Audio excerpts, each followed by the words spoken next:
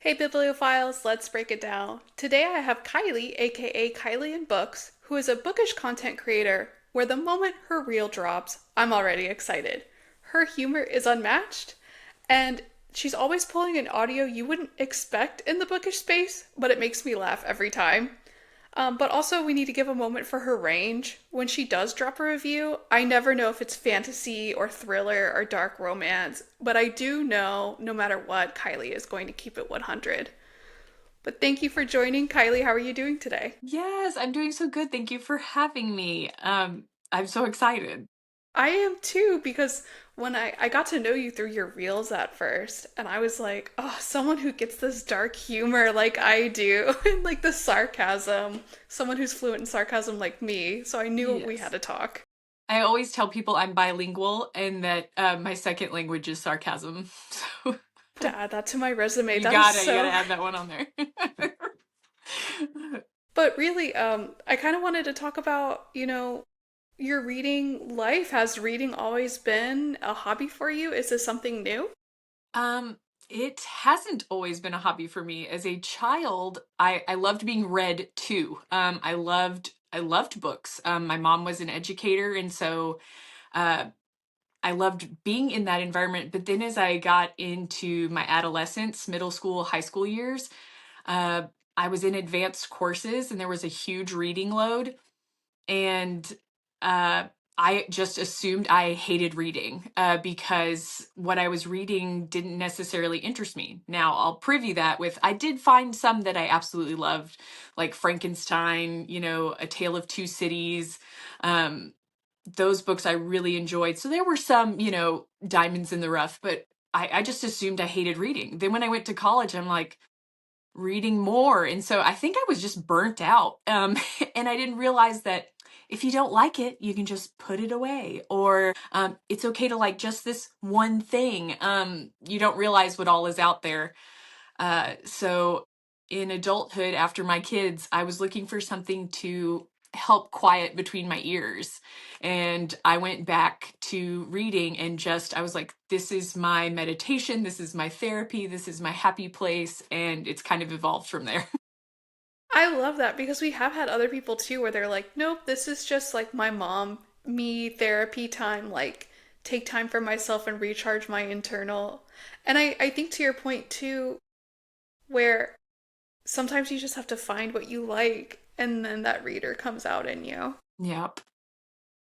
Yeah, you So start to find that niche.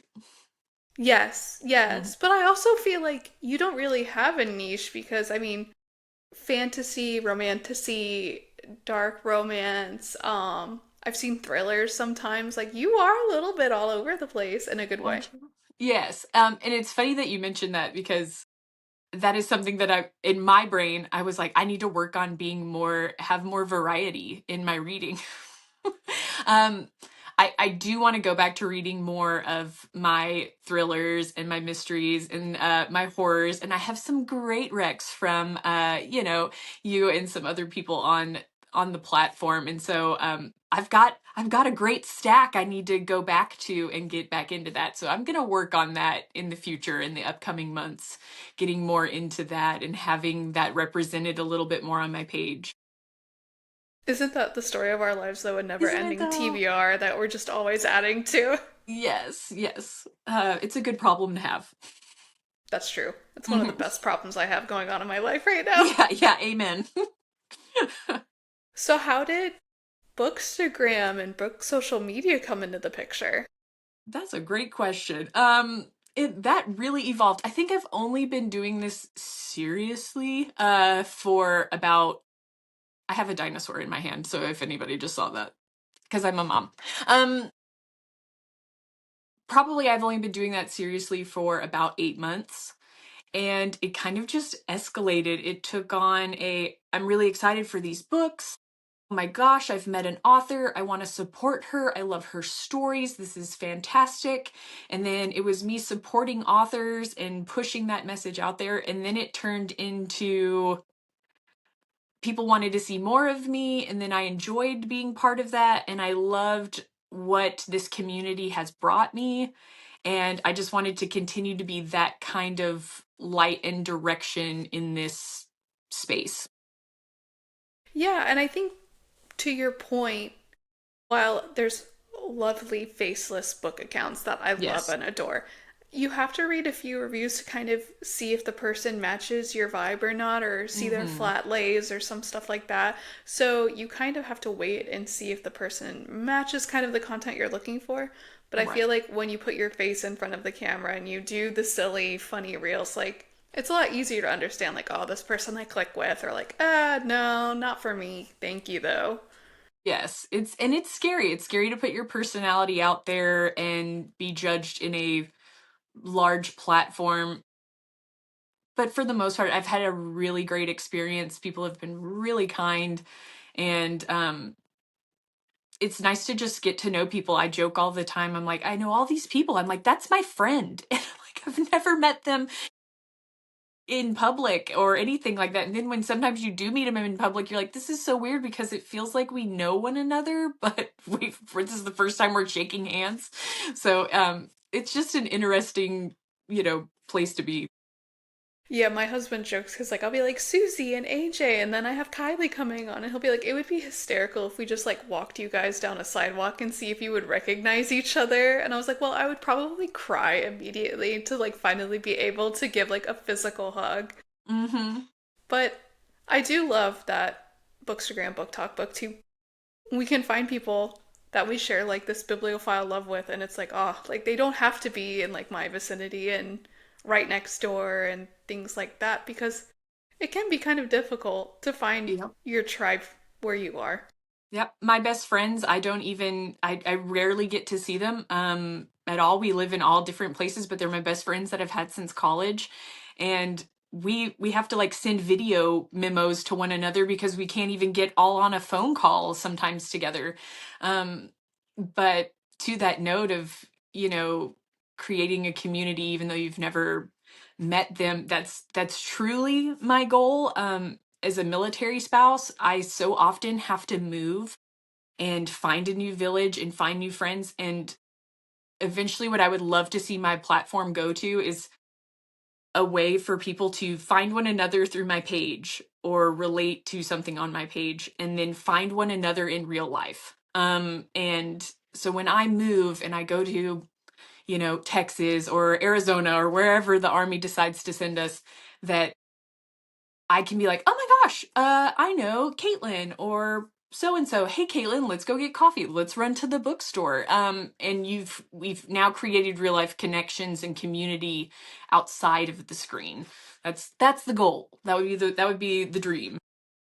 I love that. And first of all, thank you, your entire family, for your service. I know that it takes a lot to. My mom was a Coast Guard brat, so my Yeah. grandfather was in the Coast Guard. And they Oh, moved around a cool. lot. I think she had like five different high schools. So I'm Yeah. somewhat familiar with that, and I do understand like it takes not just the service member, but like their family that to just pack up and leave. So thank you so much Yeah, for that. absolutely. Thank you. It's But just good also, to hear that people understand or know, even if it's just a fragment, because it's such a unique experience. Yeah, I think I've moved like maybe three or four times in my life, and like I could not imagine that being on a shorter span. Like I I know. And much I go back respect. and forth. Sometimes I'm like, I'm so jealous of the people that, got to live somewhere and have friends from high school to, adulthood. And other times I'm like, but there's pros and cons to it all. So I never meet a stranger because of it. So that works out. But yeah. Yeah, and that is very much my family too, because I know on Bookstagram, kind of the stereotype is people are very introverted unless they're Hmm. talking about books. But with my family, we're very outgoing. I think that's just how I was raised because my mom had to be that and that Yep. lifestyle. Um, and so I think, especially for our feeds, like we are kind of very extroverted people on Bookstagram because we just, and it's not just like, because I see some people that create content and it's very nice and it's very aesthetic, but I feel like we're kind of like nitty gritty, like, no, we'll say how it is and No, this hold is no bar. us. Take it or leave it. I can't fix it. And no shade to the aesthetic girlies. I wish I could No, do oh my that. gosh, I could sometimes I don't I'm like, Are they taking photos? What camera are you using? Because they're stunning, stunning. I begged Shelf Care JP Jordan. I was like, what do you use? How do you make such beautiful photos? And she's like, my iPhone and natural lighting. And I'm like, what am I doing with my life so wrong? Doing wrong, yeah. And then if I tried to do a cute flat lay or something like that with a book, it looked so forced. It looked so forced. And these people who make them look so effortless, kudos to them because it looks like a kid threw a bunch of things on a blanket and there's a book and we're talking about it. My favorite is like book stack challenge, and they'll be like, oh, all of these books had the number 33 on a door frame. And I'm just like, the fact y'all can remember these things is Yes. phenomenal. I love this. I was telling somebody the other day, I said I tried to do the name book stack thing where it was just Kylee, Kylee, and I could not do it. Got frustrated. The books looked weird, and I said, this isn't for me. And that's okay. Because there are plenty of talented individuals that are doing that, and it looks great, and I love it. Like, I follow plenty of them, so. And I think that is the cool thing about Bookstagram too, because it's like you can try, just try. And if it's not your thing, at least then you know, and it's not like in the back of your mind, like, I wonder what I could be doing. Like, do I wonder how I could make beautiful photographs of books? Like, absolutely. Absolutely. But like, I'm refusing to let that keep me up at night because I kind of know my shtick, and Right. Yeah. I'm just gonna Um, stick with what I'm somewhat good at. yeah. There's so many times you gotta swing for the fences, and if it doesn't work, it doesn't work. And I think that's just being older too, and realizing like it's okay. That's not for me. And it is for someone else. That doesn't diminish what I bring to the table, and vice versa. If somebody's sitting there thinking, "I wish I could make cool reels," or but it's not for me. Hey, that's okay. It's not for you. That doesn't diminish what you bring onto the platform. Exactly. I think Yeah. we all have our strengths, and playing to those is what makes Bookstagram a very nice, diverse place. And so it's not just like the same thing I'm seeing in all of my feed all of the time. No, I So, agree. especially when the algorithm was like starting out when I started again in August, I was like, I am so tired of the same stuff all the time. But like, I understand this is the pain point of like Instagram trying to learn me again. Like So learn you again. it was rough for a while, really rough. Yeah. Thankfully, I think my algorithm's been pretty good to me in terms of what it shoots towards me. So I've been happy with that. Knock on wood. Knock on wood. Yeah. Till Meta gets bored. Yes. Till So they changed up. I know we've been following each other for a fair bit of time, but for people that are listening and are like, I don't know Kylee, what are some books that you throw out there? Like, if these are your vibe, follow me. So many. For sure, it's going to have to be Throne of Glass. Throne of Glass by Sarah J. Maas has to be on the list. That really changed something in me. That was such a journey. I still mourn the loss. Like I miss them. They're like my friends, and it's like they've moved away. Um, Other books, I do like a good dark romance, but not too dark. Um, I'm a really dark gray. I like Lights Out is another good one. I haven't read a thriller in a hot minute, but I think we've discussed before. One of like the first kind of books that brought me back into reading was The Alienist by Caleb Carr. Um, and I don't know who wrote this next one, but it's called Iceman, and it's about like the mafia hitman, and that was a really interesting read as well. Just learned some things that like rats can do, and that was fascinating. And I read that through, like sped read through, couldn't get enough. I'm like, how did he not know? How did they not know? So I would say those are kind of like the big books that really give a good picture of what I've got going on up here. I mean, makes sense. Yeah. Like I told you guys, she's got range. The Yeah. girl's got range. Went from Yes. like Mafia to Throne of Glass to all of these things. Yes, we like good books. Fair. And Mhm. so, Throne of Glass, I am seeking advice. I've asked a few people on the pod. Oh, The reading order debacle. It's scary. it is, and it's overwhelming in the sense of like it's just so many books, and people have such strong emotions about it. I personally don't. I mean, I don't think there's a wrong way. Um, I think there are certain books that probably need to be like, for sure, I always say start with A Court of Thorns and Roses, that series, and then move on to Throne of Glass. Uh, but they are two very different things. A Court of Thorns and Roses is very like romanticy, and then Throne of Glass kind of goes into more of a fantasy with romance. And then you move on to Crescent City, and we totally just rip the whole bag off your head, and it's more of a fantasy dystopian scenario. And they're all very different, but she writes really great characters. You fall in love with them instantaneously. Some you don't, but some you learn to love, and they just stick with you. She writes a good FMC that you just want to stand behind and run into battle with. Yeah, those. I don't think there's a crazy order to it all. I would just say A Court of Thorns and Roses, then go into Throne of Glass and finish it up with Crescent City, and then you'll be set for come fall when the new book comes out. Just that giant pile of books, and you will be so set. I think another thing that goes into that, talking about the reading order a little bit, is just kind of what kind of reader you are. If you like a really emotionally devastating journey, then you might want to change up certain things. If you don't like going from one world to the next, you might want to do the tandem read. Um, but if you're somebody that can just read through and enjoy the book for what it is and not need that or think, oh, this is going to be boring, I always just tell everybody one book at a time. One book at a time. Who knows? You might not even like Yes. the second book, and now you worried about all of that for nothing. But so that's always my advice. There isn't a perfect order. Start one book at a time. Always have to do one book at a time. I read ACOTAR a while ago. And then when Crescent City came out, like I picked that up. And so I have this gap for Throne of Glass, but I think if I had to give a recommendation to not do something, I would not start with Crescent City because No. that to me is like high fantasy. So I argue that SJM has proven herself to be a high fantasy author if she wants to. Mm-hmm. Um, People immediately blow back and they're like, ACOTAR, Throne of Glass. I'm like, well, I can't comment on Throne of Glass. And I'm saying ACOTAR is not high fantasy. It's definitely more romantasy, a little bit more approachable, but do Yes. not start with Crescent City.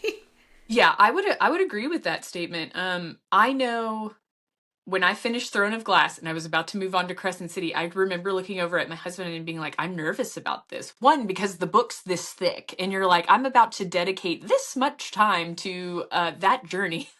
Uh, but then once I started, and they hit you with the 1-2 punch really early in that book, and you're like, what? Okay. And so it is very high fantasy, and you have to kind of, there's all these different worlds, and it feels fantasy urban, and you're having to like, there's a lot to all of it, for sure.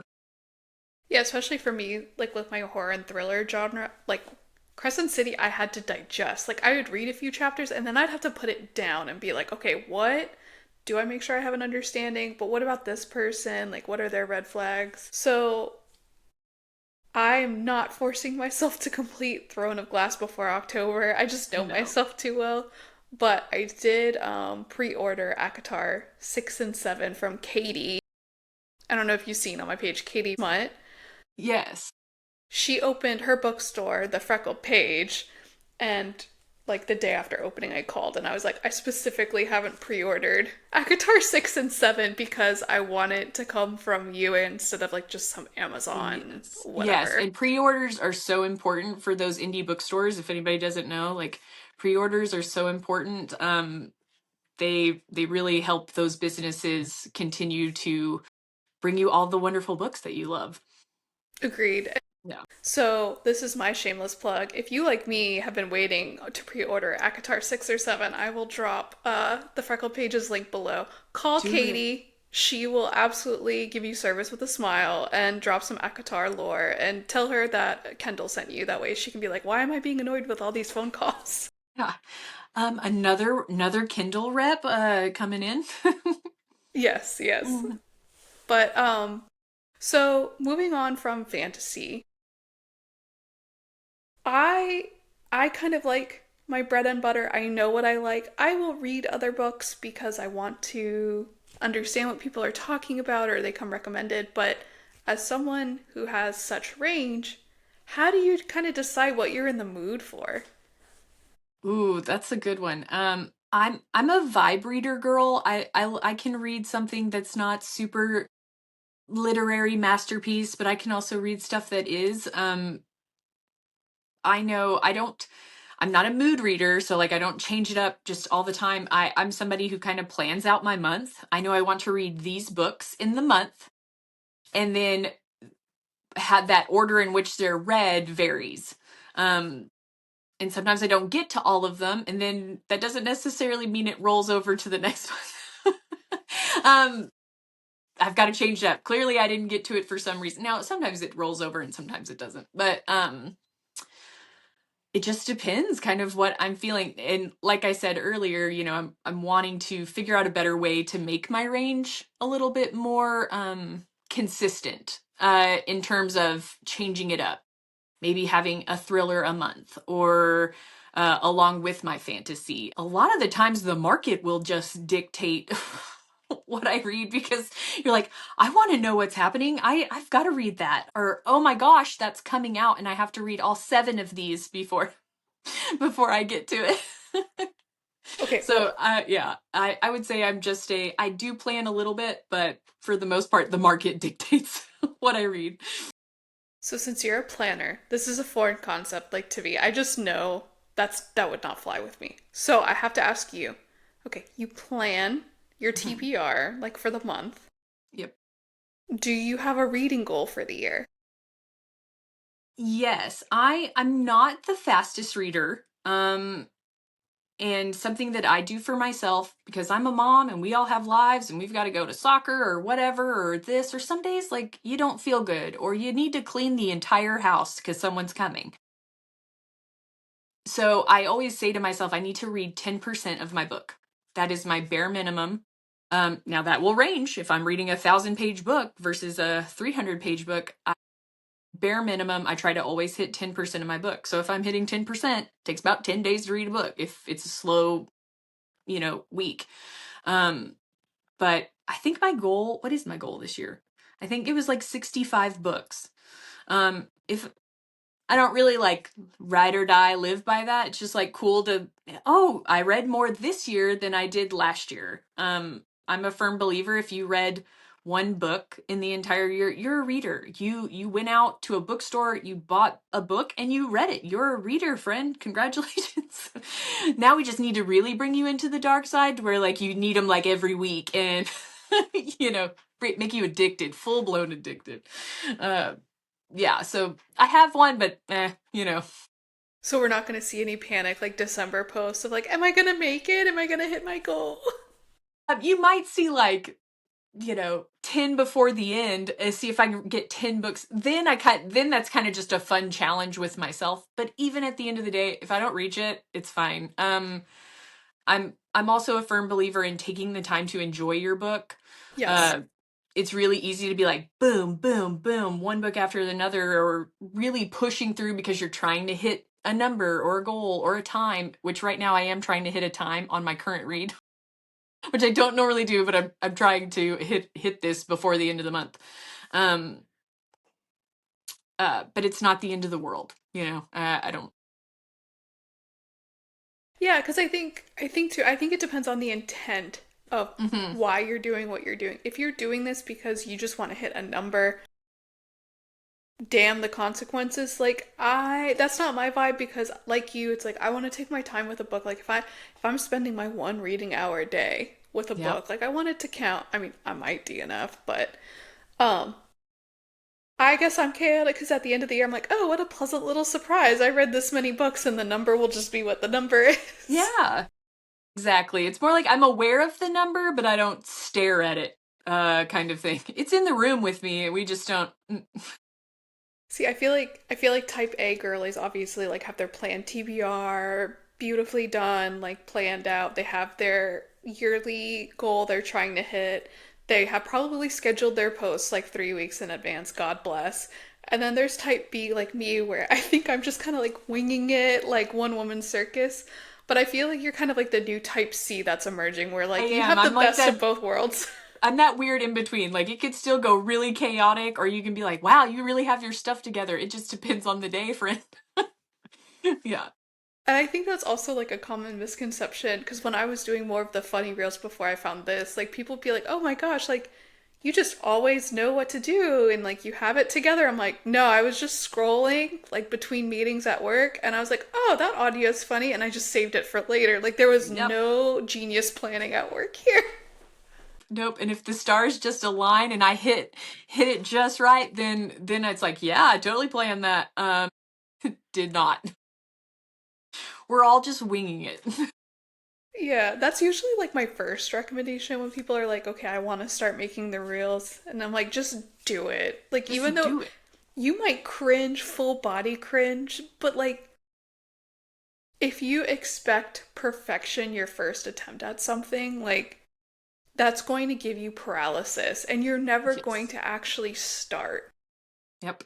And truly, I don't want perfect. That sometimes is a turnoff for me in the social media realm. It's like it's too perfect, and that's not like a diss on the people who just are. I mean, they're perfect at it, but it's that's what it is. But it's just more real when I feel like I'm truly seeing the person rather than this aesthetic or it's just too clean, it's too practiced, kind of thing. Yeah, yeah. Hmm. I mean, for those watching this podcast now, like check out my first episode with Susie. I love her. I adore her. I had no idea what I was doing. The Zoom like views change halfway through and like God bless her, she wrote it through with me. But it's just one of those like you don't know until you Yep. try it. Try it. Get the feedback. Because we're Hmm. all just out here trying to share our Yep. passion and the real ones will know. Yep. And I always say too, I'm like, build your community, and it doesn't have to be a giant community. I'm talking like 5 girls that have your back, ride or die. They're gonna cheer you on. I know a lot of the times I'll post something and it'll be a banger and it'll be great and people love it. And then there's times that like they're not, and that's okay. That's also the algorithm. But I know that I have people in my corner that even if it falls flat, that they're going to be there to like still root me on so that way I get up the next day and do it again. And if you have those people, it's not as scary. That's always kind of what I tell people. I'm like, find those people, find people you relate to and you enjoy, and they'll be there for you. Reach out to me. You want me to? I'll clap for you. That does not bother me at all. It's absolutely free to do that. Everyone to just clap for Right. others. Right. And even like, because when I see you post about books that I probably will not read, I'm like, wow, but like this one actually sounds interesting though. Like Hmm. I become more familiar with the book. And I think there's also sometimes that fear of, well, I don't want to comment. I don't want to DM. And it's Yeah, like, we literally have this platform because we cannot stop talking about books. For the love of God, if you want to talk about books, even if it has nothing to do with my review or my reel, go exactly. in the comments. Yes. I just like seeing people enjoy what they're reading. And sometimes I like to just I like hearing like what you didn't like about it because I'm like, "Oh, you're right. There was a plot hole there. I didn't even notice." Like because I was just so invested in this journey and they'll be like, "No, there was a huge plot hole." I'm like, "Oh my gosh, does that plot hole mean something?" Now then I go down a whole nother rabbit hole. Well, and then like don't like people that don't understand like don't underestimate the power of Bookstagram because if a book is about to get canceled because there's like one right now being talked about where like things are happening with a 3-year-old and Ooh, uh-huh like Bookstagram will come in heavy and I think we're very protective. Sometimes I don't always agree with how we take things, agreed. but sometimes we are absolutely right and Mhm. if there is a book that does not deserve to be hyped or has serious issues, we will be very vocal about it. Yes, yes, it's a powerful platform for sure. I mean, we see it crossing over into celebrity world all the time where it's like, I really like this book, and you're like, you're not one of us. Like, you're just doing it to get our hype, our love, our oh my gosh, so we can also sniff out a faker too, for sure. Yeah, there was one book that I personally did not enjoy for whatever reasons. It did not have like a it had a respectful but not an amazing 5-star review. Yeah. And I saw someone else review it, and I'm noticing this trend, and I'm trying to kind of investigate that more, where when people are given advanced reading copies, whether it be NetGalley from the publisher or whatever, their reviews sometimes are a little vague. Interesting. And I'm kind of wondering, like, was the book even read? Like, Mm, because, that's a if it's, great point. and that's kind of how I decide, like, if your review has personality and character and you can walk that line between being descriptive but not spoilery, like, I know Correct. I can trust you and I want you as part of my community. But sometimes I see somewhere I'm just like, is it the publishing date and this one kind of Mhm. missed your plan? Like, what's going on here? I'm sure that happens in the advanced reader copy world where people do that. To see a vague review, just in general, uh, it is a red flag in some shape, form, or fashion. Either you're lying about what you really thought, you don't have kind words to say, so you just say barely anything. Um, which is, in a way, it's fine. You're still supporting the author. Like, you're doing the best you can with what you were given. Uh, I agree. Like, there is a fine line. I know when I write reviews, I try to. I'm not the person who's going to be like, I loved the literary monologue that took place on page 145. Like, I'm not that person. I try to think of, if I was standing in the bookstore and I was going to tell someone about this book, what would be the Yes. things that I would tell them? Oh my gosh, the spice is great. You're going to love this. The FMC is phenomenal. She's a badass, snarky, like, those kinds of things. I try to put that in there. And then if there's a plot twist or an OMG moment, because we all love those, it doesn't matter what genre you're in. And so yeah, a vague arc review does scream, I probably didn't read it, or you're not a good reviewer. Because those are important, that's part of the reason why those arcs go out, is to, let people know. Right, and of course you don't want to spoil a book, especially, I mean, for any review, regardless of its publication status. Like, you don't want to spoil a book because you want to promote these authors and things like that. But especially for an arc, like, I make it a special point to, like, reread it. Like, is there anything that could even be thought of to guess the ending? Because then Hmm. you could potentially lose a pre-sale for that author. But even if I don't enjoy it, it's like, I am not insane enough to think everyone thinks like me. And so it's like, these are things that work, just a few, because like there's always going to be one thing in every book.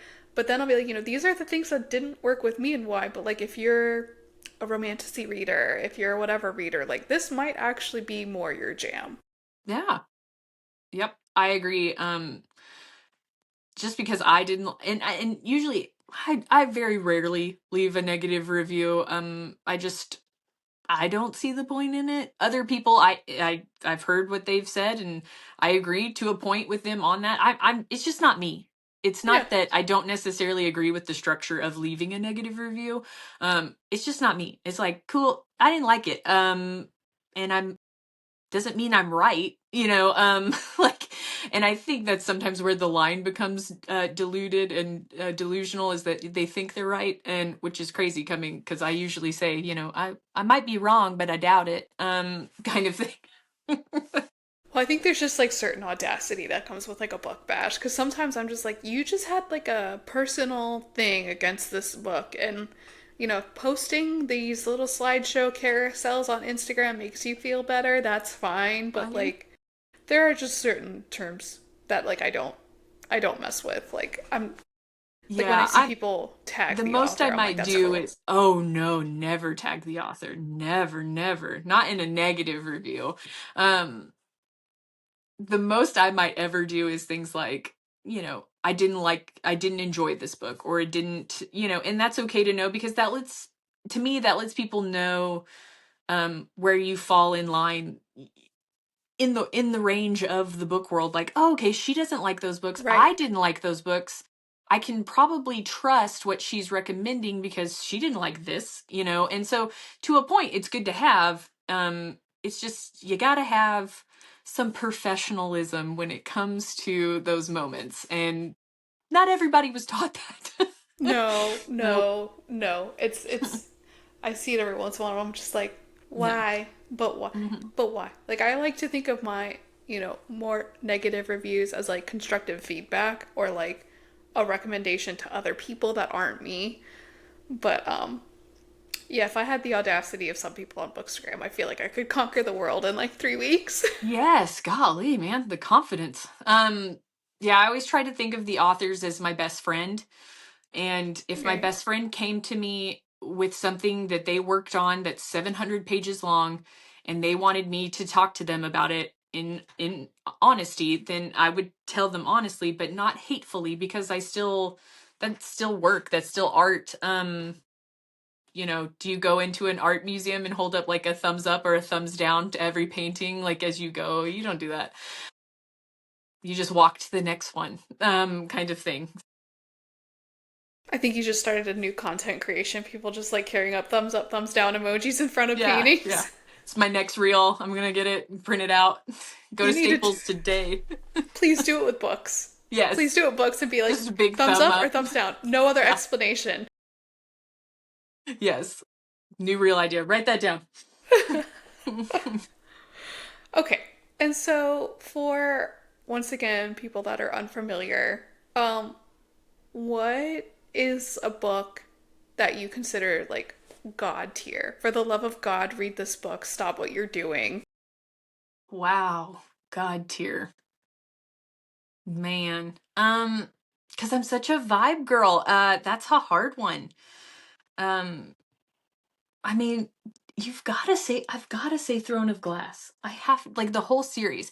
But if I had to pick like a specific book from the series, oh man, this is really hard. If I had to pick a specific book from the series, my favorite one, I'm so torn, and all like the romantasy girls are like yelling out probably right now, like, what their favorite one was from the series.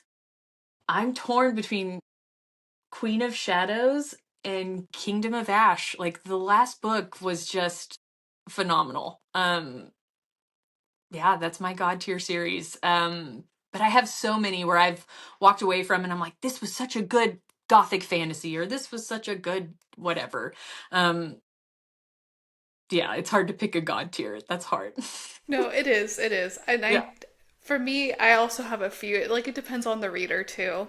right. Because, like, for me, if you want a book that is going to make you cry and make you appreciate your community more, like, that's A Man Called Ove, without a Hmm. doubt. If you want a book that's just fun, beach read, Seven Husbands of Evelyn Hugo, like, that's like God tier for me. Hmm. Um, and so I feel like, especially when people ask me for recommendations, I'm like, let me find out a little bit about you, just a Yeah. tiny bit. Because, like, if I just give like a wall of recommendations, it Yes. may not hit. But, Yes. I'm always like, what are you looking for? That's usually my fault. What are you looking for? Are you looking for fun? Are you looking for this journey, this epic universe? Are you looking for like some spicy? What are we talking about? well, and I think your answer, though, kind of talks about how, like, Sarah J. Maas has a chokehold She on does. because and I'm waiting like I think it'll happen in like the next generation. You know how like some colleges and universities have like the Taylor Swift analysis like Mm. classes? I want one of like SJM's works and like what your favorite series says about you as an individual. Like if you are more of a Throne of Glass girly versus Akatar, like what does Yes. that mean? Like I feel like it's assigning you your Hogwarts Oh yeah, house that's based on interesting. your It series. is. Oh my gosh. Yes, that's an interesting way to think of it.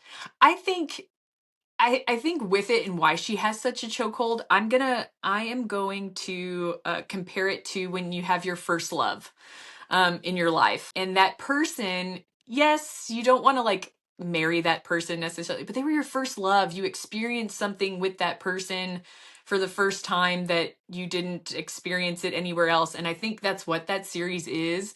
Have I read other series or books that have this epic journey as well, like Throne of Glass? For sure. But it's like it's your first, so it just is, it really, it changed, like I said, it changed something in my brain and in my heart that now it's just that I immediately go to that.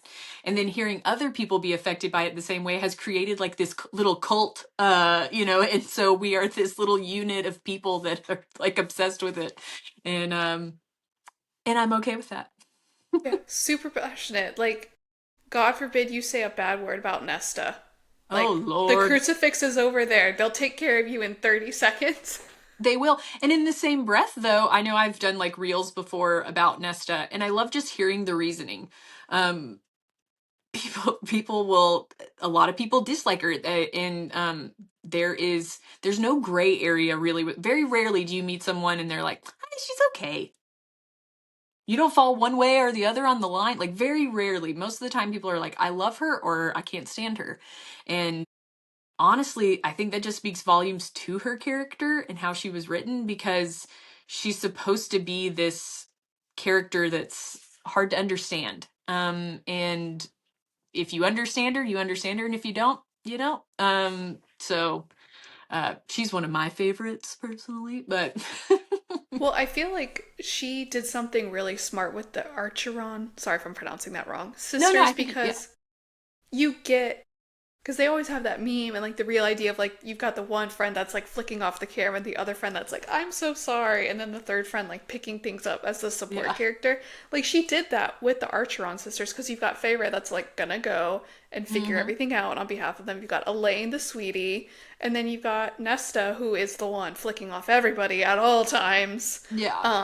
And so I think that was smart on her part because then you have a character that most women are going to relate to in some Hmm. capacity. I I like Nesta. I'm worried for Nesta with a court of silver flames because at Mm. the end I was like I feel like she had a similar arc to Feyre in that Hmm. book where like at the end it's just kind of like OP, like it just I was like okay, what does this mean for her? And there's been Yeah. some other developments since then without me going into too spoilery where I'm like okay, I'm seeing more, so like my fear has been subsided a little bit, but i Yes. was i was slightly like at the end of A Court of Silver Flames was being like that didn't really end the way I thought for her, but I'm still okay with it. It left me Yes. wanting a little more. Yes. I'm still not 100% sold on like some things within that universe, like because there's so many theories, and in a land where magic exists, anything can happen. I always tell people, I'm like, haha, yeah, they're happy now. Because you never know what could happen. We can go back in time. It's magic land. We can do whatever we want. Which is the cool part about fantasy. You never know what to expect sometimes, but yeah, there's quite a few theories. We could have a whole nother podcast just on theories. But yeah, so I'm excited to see where the story goes. I'm really excited for this fall and just to kind of be back in that world. Agreed. And Hmm.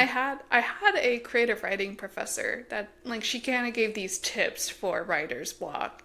And one that stuck with me forever is what is the absolute worst thing you can do to a character? That's so And good. do it. And I thought that was amazing. And she had us actually like do that for a short story. And she's like, but the trick is it has to be believable. It can't be too left field. Um, but then sometimes like I will be reading a thriller or a horror or anything and I'm like, oh, what's the worst thing that could happen to this person? And then I see it happen. I'm like, did I ruin every book in my life because I took that creative writing class? That's an interesting way to think of that, because I'm really good at predicting things like that in film or whatever. So I'm always, my husband. I always tell him, I'm like, I wish they'd just kill. Like I wish people would be less afraid to do it. Like do it. I want you to destroy me, kill them. Like it's okay. Pull the trigger. They're not real. And so I always wish for that in my books. Not that everyone dies, but that, like, I just want you to emotionally, I want to be, oh my gosh, like, I want to be frightened for everyone in the book. For Yes. sure. Yeah. Yes. I have that inside joke with my husband too, because like whenever something goes sideways in a movie or whatever, I'm like, well, they could just kill him. Yep. Yep. And I so that's mean, like their inside we could joke. just end it now, kind of thing. Yeah. Yeah. Hmm. And, I haven't read the Divergent series, but after the author's announcement at BookCon, oh, you haven't either? Mm-mm. Oh, I'm not alone. Yeah, Awesome. no, you're not alone. You're not alone. I haven't read Divergent and I haven't read Hunger Games. Like I said, when all that was coming out when I was younger, I was like, I don't like reading. Reading doesn't like me. Mm, I was reading too much in the classroom to be like, now let's pick up a fun book. Um, and not that that's a dig on the education system. I wish all children would read more. But I think there needs to be different lessons taught in that, like, it's okay that you don't like this. Like, let's find something else that you do like. Or because so often it was just like, here's the book and you need to read this and this is it. And you're like, yes, ma'am. So you just assume you hate reading. You're like, well, if the school thinks it's good, it must be. yeah. Yeah. Some random community of like 13 guys that decided what that like 11th grade English should be. Um, Yep. Yep. but so that was actually our second date. He went and took me to see the second Divergent movie. Hmm. Had not read the books. And like halfway through the movie, I was like, oh, I bet this happens. And it did. And like he was so perplexed after, like, but how? And I'm like, because I read. Yep. Um, I did read The Hunger Games pretty recently, I think last year. I haven't read Hey Mitch's, the most recent one that came out with the purple What is pillar. that one called? The Songbird? Sunrise on the Reaping. There you go. But I will say it is interesting. When I read it, I was an adult, and so I was Hmm. like, wow, the fact that kids were reading this like kind of Yeah. intimidated me a little bit, but it definitely ups the intensity in the original like Katniss's tale. The first book I was like pretty straightforward, like but by the end it's like Dialed up. super intense. So if that's your jam, I think Hmm. Hunger Games is a great read. I'd like to read it along with my daughter. My daughter's 13 and she really loved she really loved the movies, and so I'm hoping the reading bug hasn't quite bit my children yet. They love to have books read to them.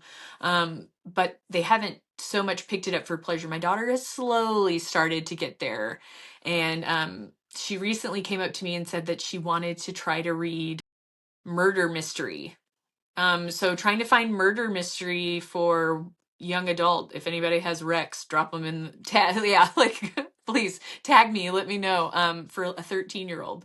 Uh, so I'll have to look into that and do more research. But if that's what I'll do, whatever. What kind of book you need, I'll find it. I get emails from like thriller publishers, and like a lot of the times like I'm scrolling and I see like a cozy mystery and it's like a bookstore with a kitten, and I feel like those might be like appropriate, so I'll scroll through those and Yeah, see. But yeah, yeah. Because like I mean, every parent's different. Mine would be like, it's fine that people die. It's more like the inappropriate behaviors, kind of thing. That if you catch my drift. A non-spicy murder, thriller, kind of thing. She knows bad words exist in the world, so that's okay too. So somewhere in between there. Definitely like a YA. well, Kylie, to help close us out, for people that have recommendations for you and your daughter, or people that are like, I need more Kylie content in my life, where Yes. can they follow you?